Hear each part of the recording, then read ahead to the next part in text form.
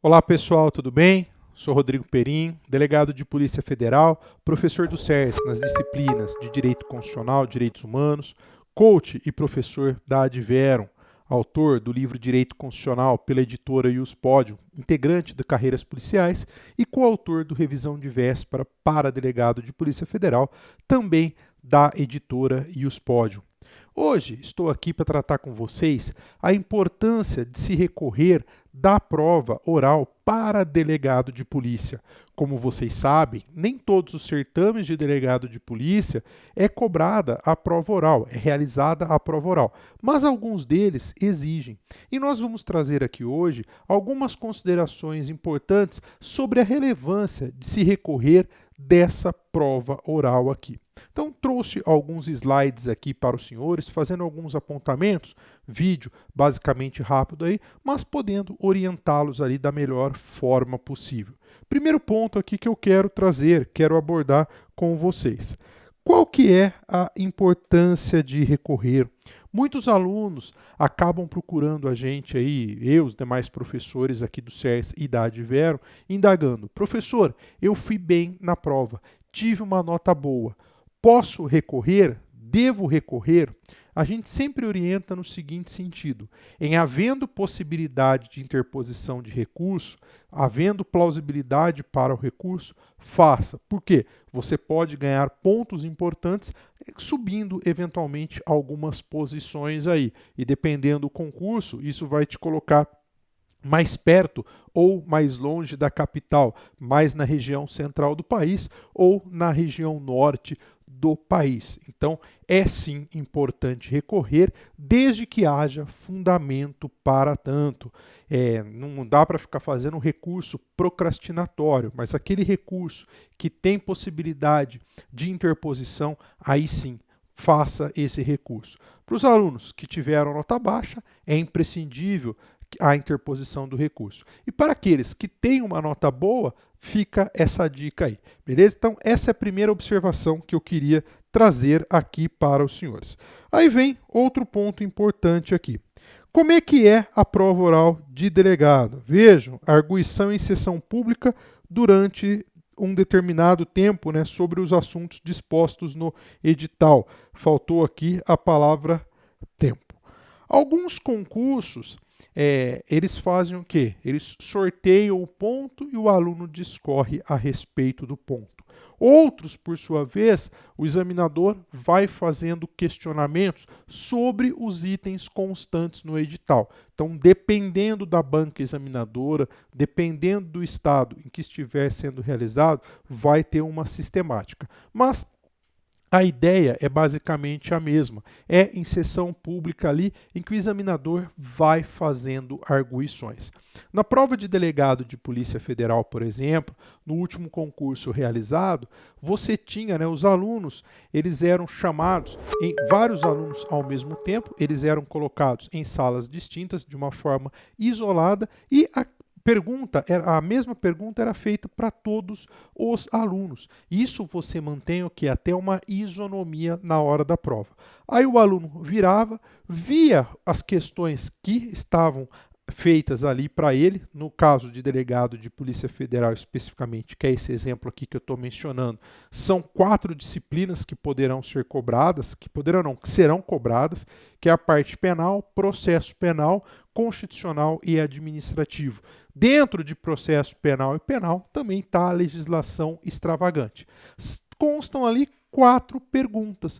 Aí o aluno ele vai começar a responder aquele que ele se sentir mais confortável. Então não é obrigado a seguir a ordem dos questionamentos feito naquela folha de papel que é disponibilizada ao aluno. Ele poderá escrever ali o que melhor, ele poderá, na realidade, discorrer a respeito daquela questão que ele sente maior segurança, tá bom? Então, isso é importante aqui que vocês fiquem atentos. Conheçam de antemão a metodologia da prova oral, até para poder fazer uma preparação adequada para a prova oral.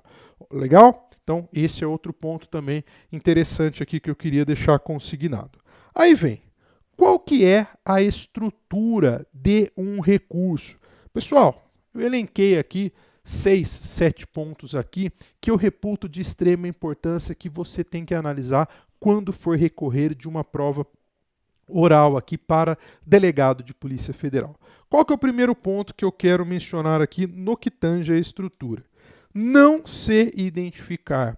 Nas provas, o aluno não deve se identificar. Então, quando você faz uma prova objetiva, o aluno não se identifica, tem a numeração. Uma prova escrita não tem identificação. A prova oral, você vai ser chamado e vai fazer essa prova. Mas no recurso, é importante que você faça o quê? Não se identifique. A maioria dos recursos, você não pode se identificar. Você vai utilizar apenas e tão somente o quê? A numeração da sua inscrição. Então, esse é um ponto aqui. Tem que ler atentamente o edital, tem que ler as regras para interposição de recurso e ver se está falando a respeito da não identificação. Por quê? Se na prova, se a regra do jogo é a não identificação e você se identificar, esse seu recurso interposto será o quê? Nem conhecido. Houve violação a uma norma procedimental, vamos assim dizer. Outro ponto importante que eu quero mencionar aqui para você. Apontar bem o que está sendo contestado na correção e justificar o que seria certo.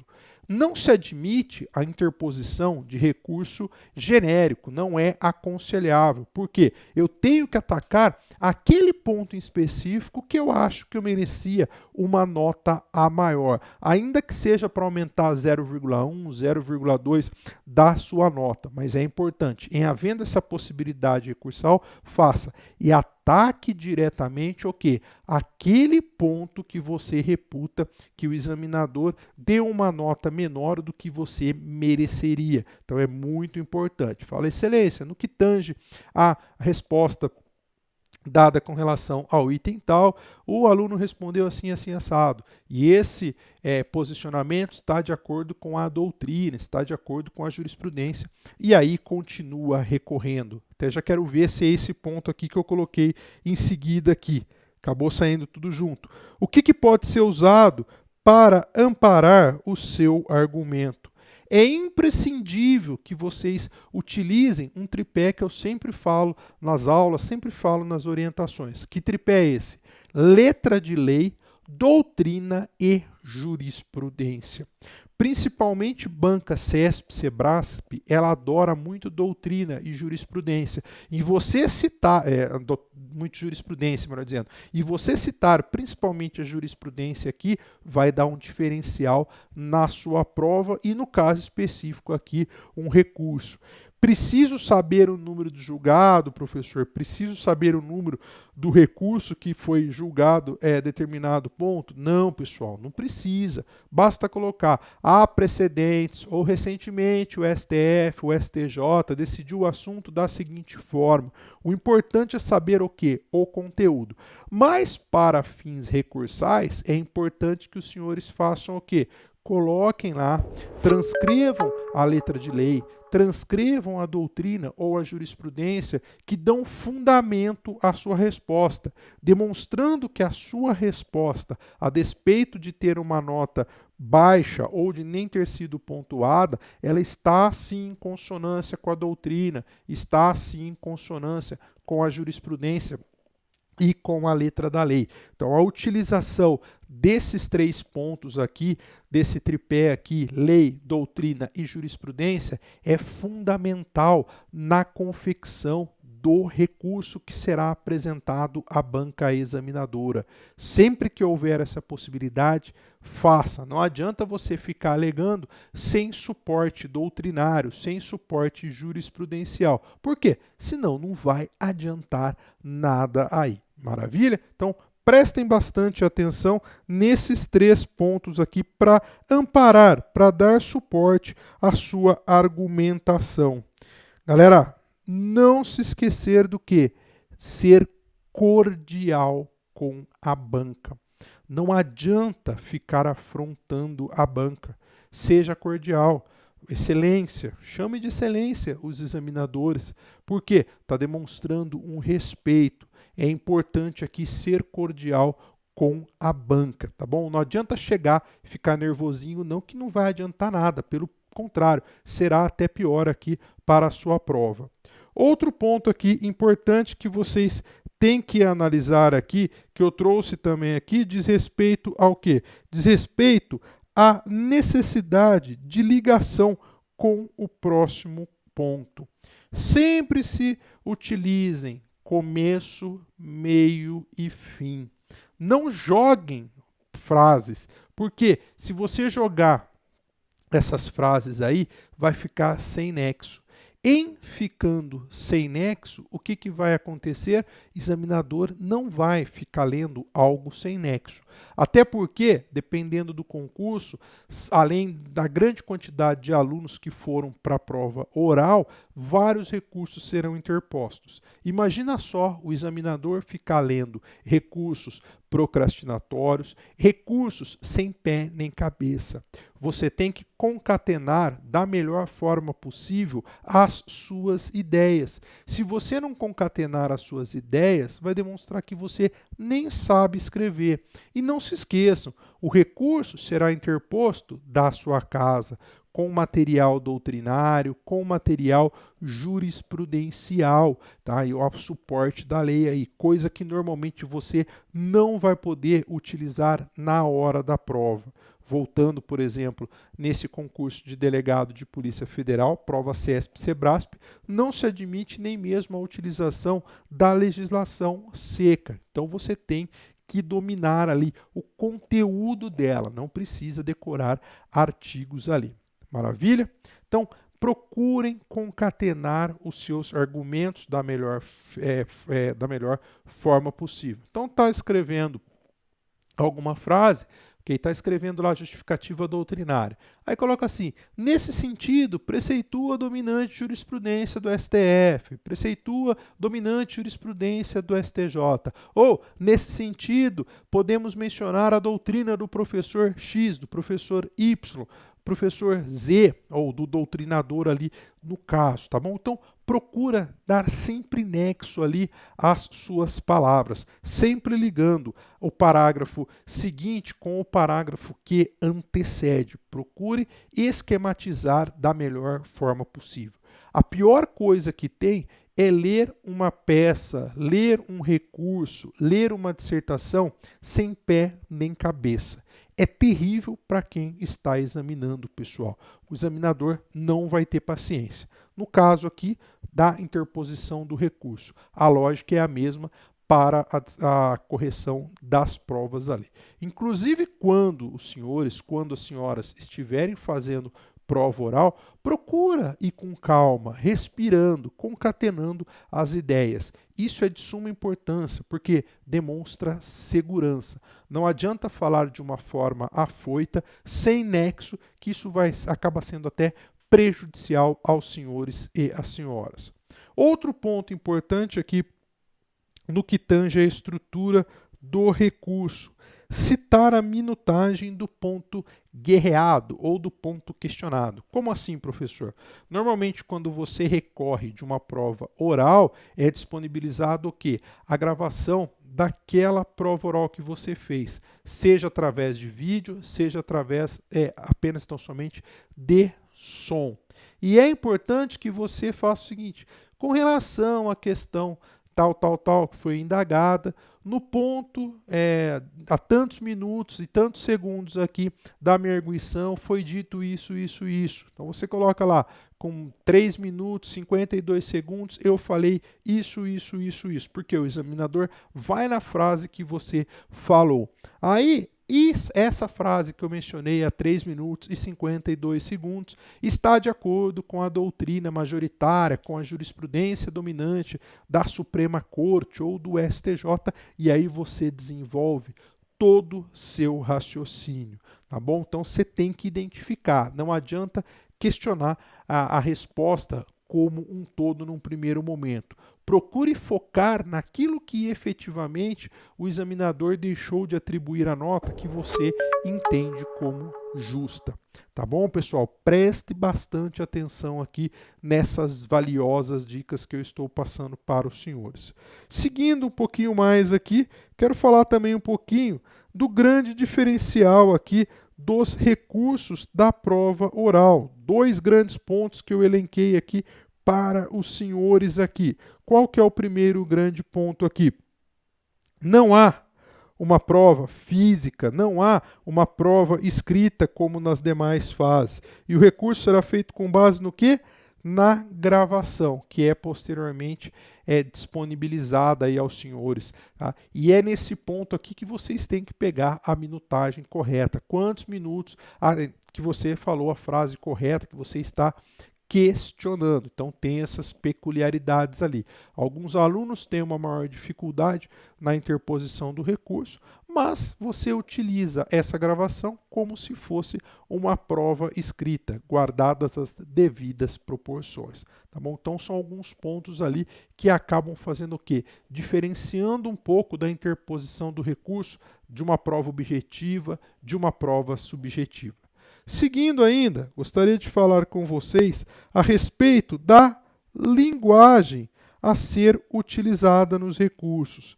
Pessoal, linguagem formal. Sempre a linguagem formal. Não fica utilizando o jargão popular ali, porque vai ser prejudicial.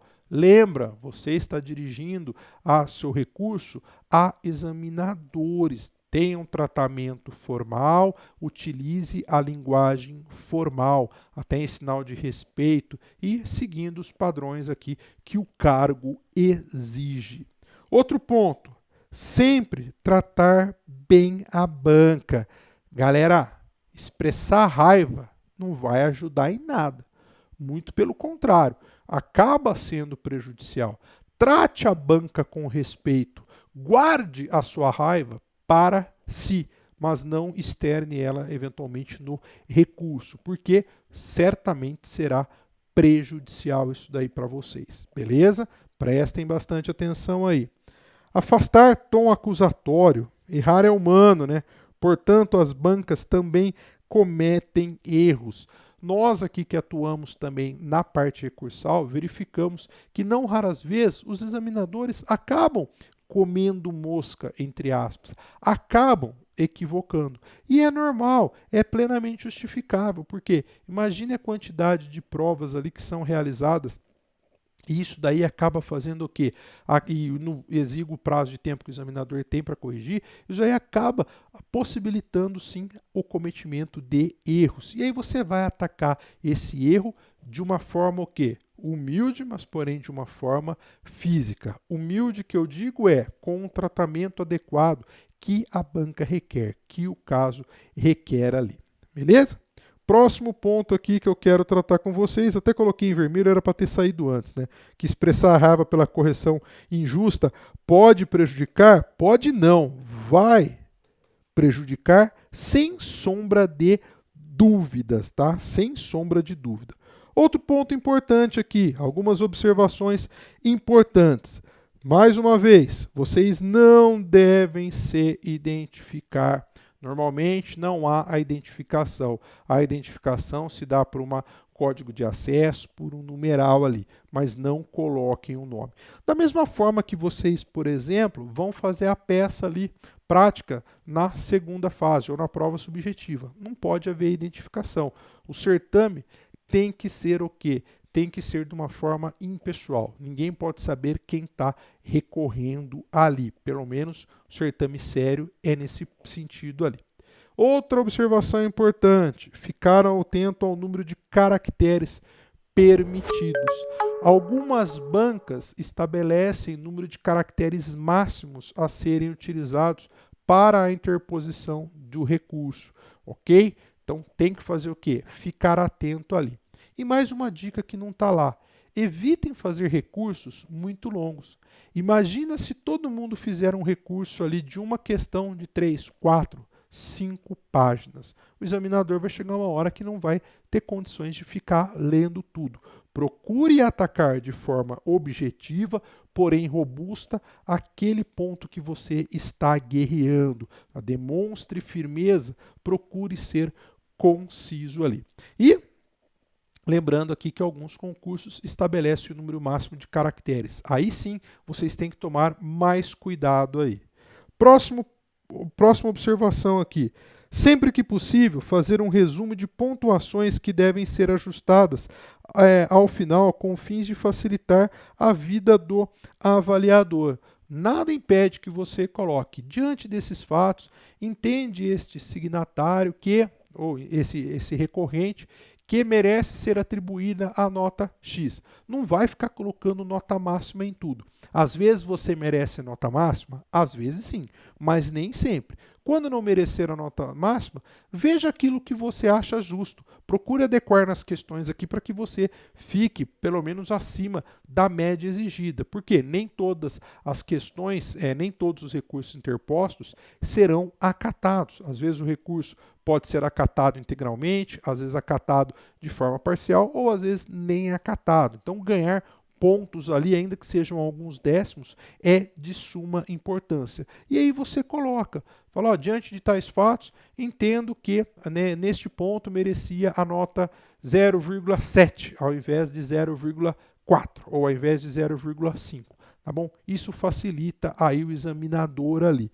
Ele pode acatar ou não. Nada impede que ele aumente um pouco menos, que ele aumente mais do que você pediu, mas foi apenas então somente uma mera sugestão. Isso é muito utilizado aqui nos recursos quando eles são interpostos.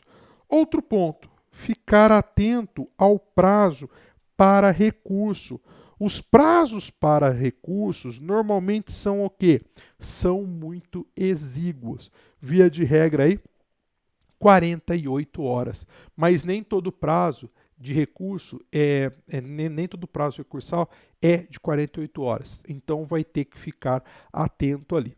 Só voltando, mais um exemplo aqui no concurso de delegado de Polícia Federal, por exemplo, tá? Eu lembro que eu acompanhei até a interposição, auxiliei aqui alguns alunos na interposição de recurso da prova, tudo bem que é da prova oral. E o que aconteceu? O prazo recursal abriu às 8 horas de uma quinta-feira e se encerrou às 18 horas da sexta-feira. Então, prazo extremamente exíguo ali, ok? Isso daí se aplica também ali para as provas subjetivas e para a prova oral.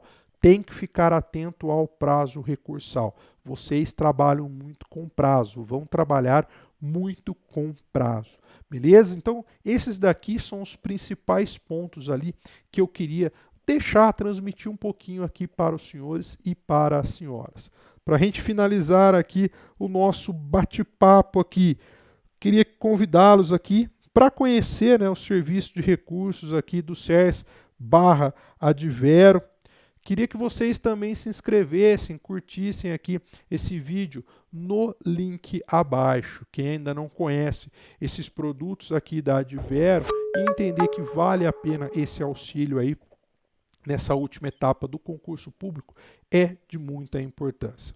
Pessoal, espero que eu tenha auxiliado os senhores, auxiliado as senhoras aqui nessas explanações. Falar também, foquem aí nos estudos, procurem manter o estudo de uma forma constante para fazer o quê? Na hora de chegar na prova, vai estar bem seguro. E se eventualmente também precisar de qualquer auxílio na parte recursal, estamos sempre à disposição dos senhores. Pessoal, foi um prazer estar aqui com vocês. Até nosso próximo encontro. Abraço a todos.